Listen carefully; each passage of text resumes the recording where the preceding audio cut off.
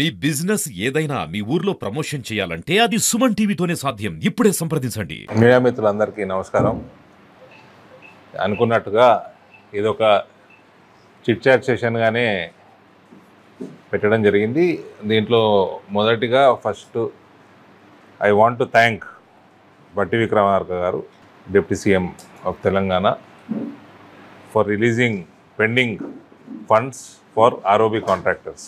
ఎంతైతే పెండింగ్ ఉందో 13.5 ప్రాంతంలో ఆల్మోస్ట్ 13.5 crores మొత్తం కూడా రిలీజ్ చేయడం జరిగింది.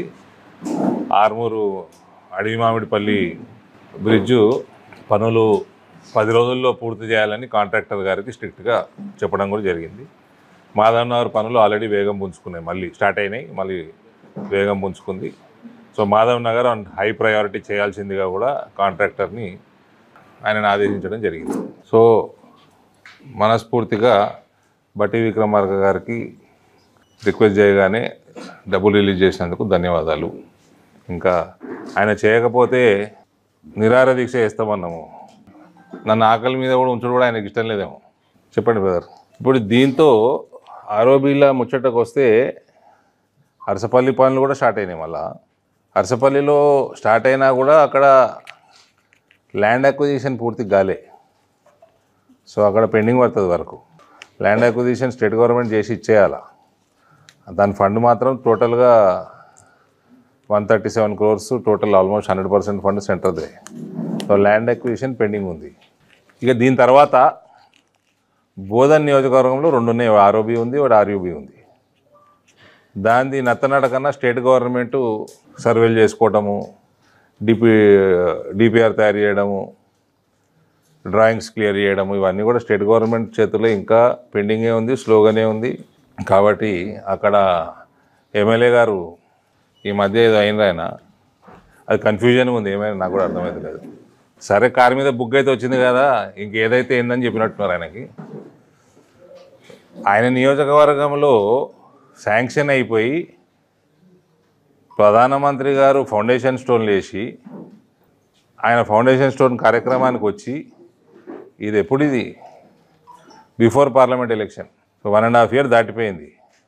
ఇప్పటి వరకు కూడా దాని మీద చిత్తశుద్ధి లేకపోతే, ధ్యాస లేకపోతే ఎట్లా అండి?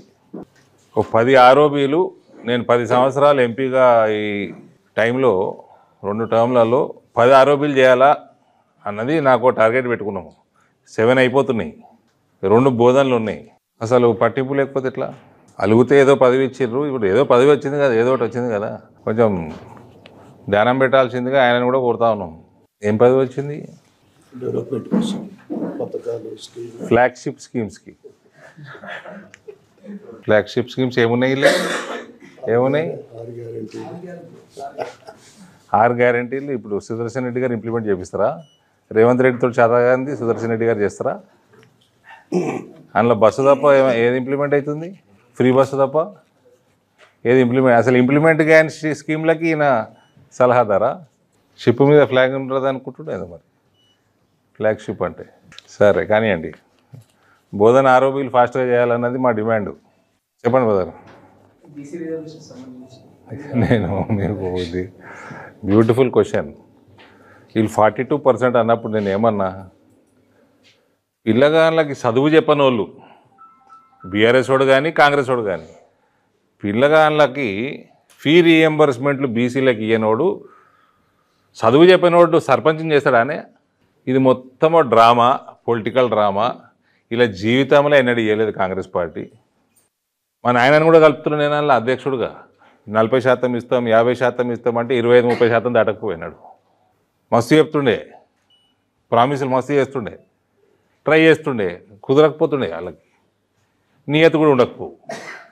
ఇప్పుడైతే ఘోరం, 42లో సగం కూడా లేదు. ఇప్పుడు 17%. ఏమై అంజిబాబు రాసినావు 21 అని, ఏ లెక్క చెప్పు చెప్పు, ఏ లెక్కతో 21% ఏం చెప్పు. బీసీలకు ఎన్ని కేటాయించారు? 2400 ఎంతనో ఉంది అవుట్ ఆఫ్ 17,000. ఎంత? 12,700 అండ్ స్టేట్ వైడే కదా చూసేది. నువ్వు స్టేట్కి రాసినావా జిల్లాకు రాసినావు? స్టేట్ ఎడిషన్లో రాసినావు.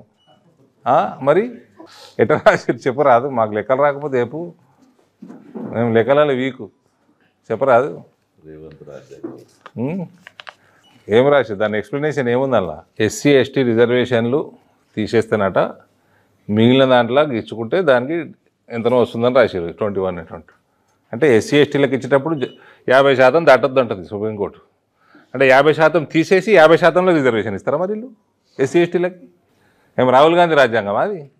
17% వీళ్ళకు ఉన్న దొంగ నాటకము దొంగ ప్రేమ బయటపడ్డది కుల్లా. నేను అప్పుడే అదే అన్న, చదువుకి పైసలు ఇవ్వనోడు పిల్లగాళ్ళకి ఇవాళ సర్పంచులని జెడ్పీటీసీని లీడర్లని చేస్తారా అని వీళ్ళు కాంగ్రెస్.